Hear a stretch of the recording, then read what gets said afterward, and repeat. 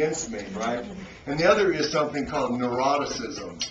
And that's an important trait to measure. It's often referred to by its polar opposite, emotional stability. So think about it. If you have high levels, if you're emotionally stable, you believe that you control things that happen to you, you have high self-esteem, and you have good levels of self-efficacy, you're going to have strong core self-evaluations. You make an evaluative judgment about yourself, about how you are deep inside as a person.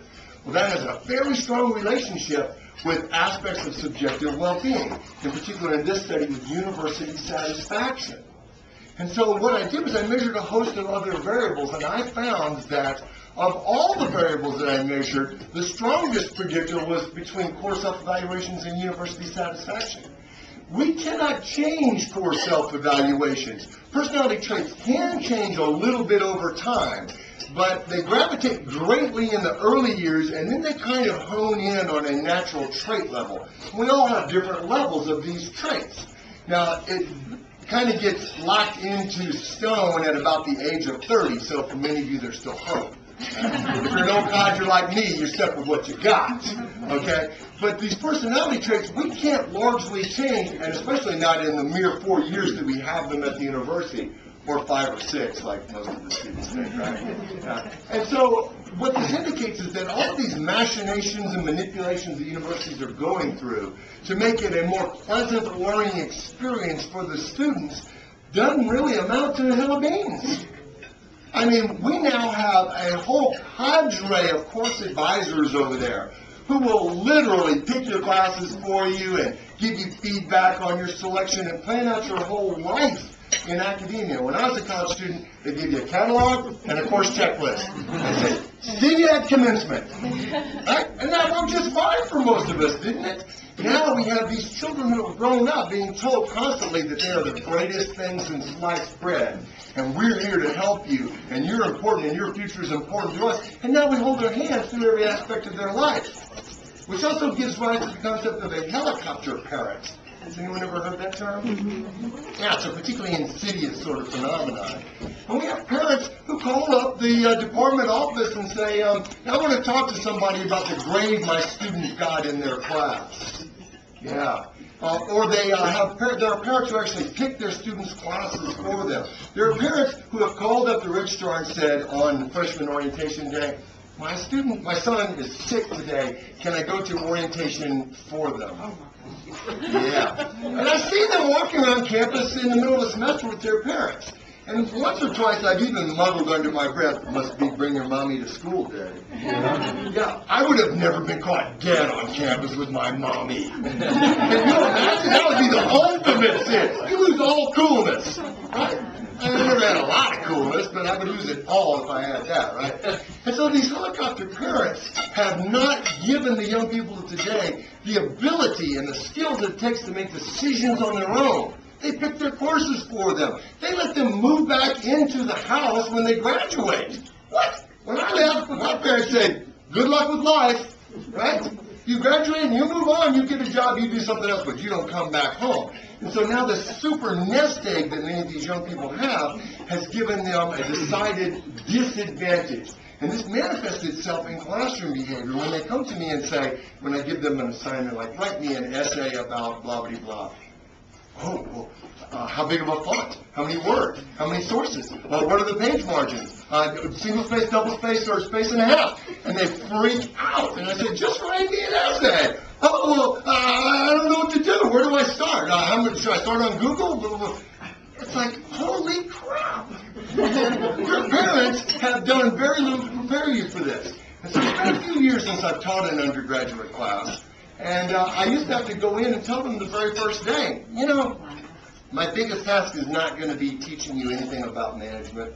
It's in fact not going to be teaching you anything about how to learn.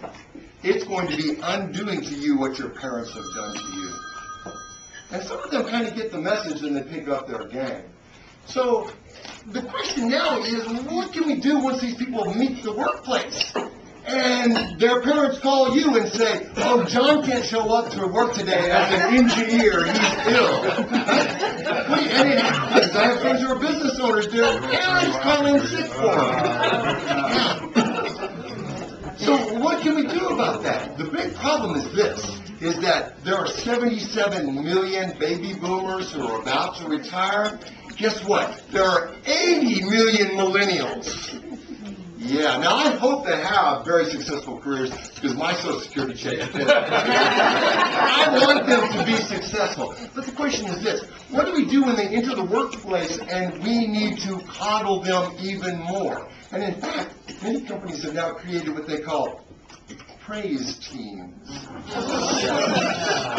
It's a fact. It's a fact. I've read about it in HR Magazine, and these are teams of people who go around the cubicle farm singing rah-rah songs, telling all these young people what wonderful people they are. Thank you for the good job you did. You're so good, blah, blah, blah. They go to the next cubicle, do the same thing. Because they need the constant praise and feedback and attention. So what can we do? Now look, in my position as a professor, I can lay down the law. They have to conform to me, right? Now, in the world of work, we're depending on them as co-workers, perhaps even equal co-workers, and so we can't necessarily lay down the law. So we have to kind of change how it is that we deal with them. Now, for many of them, it's a giant shock and complete discombobulation when they enter the cruel, competitive world of work. And they're really, really unsuited for it. But some coaching by those who are a little more experienced and personal attention between these senior employees and these newbies in the workforce might go a long way. We do want them to succeed, or we wouldn't have hired them, right? We want them to be effective. Now, they've got to change a little bit, but we have to change a little bit also.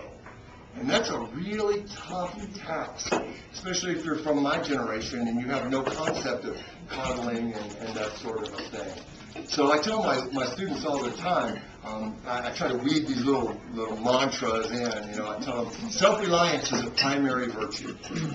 I'll say that 2 or 3 or 4 times a semester. Or the difference between winners and champions is attention to detail. And I actually had a student come back to me a few years later and tell me that when I said that to her, it changed her life. Now, as a professor, you don't get that very often, right? And she was on the verge of tears, and I told her, I said, yeah, I was telling you that when I was getting on your butt for doing sloppy work, right? She said, I know, but I picked up my game and I've embraced it, and it's made all the difference in the world. So we can play a role in further mentoring people to deal with the competitive rigors of the cruel world. But we have to change a little bit as well. The success of our businesses and our society actually depends on it. So like in any marriage, right, you both have to compromise a little bit. And I've had to do that in some of my coursework and my assignments. And so I suggest that if you want to show people how to succeed in the work, if you want to motivate them, or better yet, actually set up conditions where they motivate themselves. We can't really motivate people. We can make the conditions right for internal, intrinsic motivation, but if we want to get the conditions set up so they can motivate themselves, one of the guiding things is fairness. We have to be fair with the employees and be transparent about how the decisions are made. Another research interest of mine is organizational justice. And so being fair and transparent is really, really important. In the classroom, I manifest that by giving them a little brief explanation. That anytime something that's bad happens to you, it's usually determined to be unfair. That's unfair. That's unfair. And you hear that a lot, right?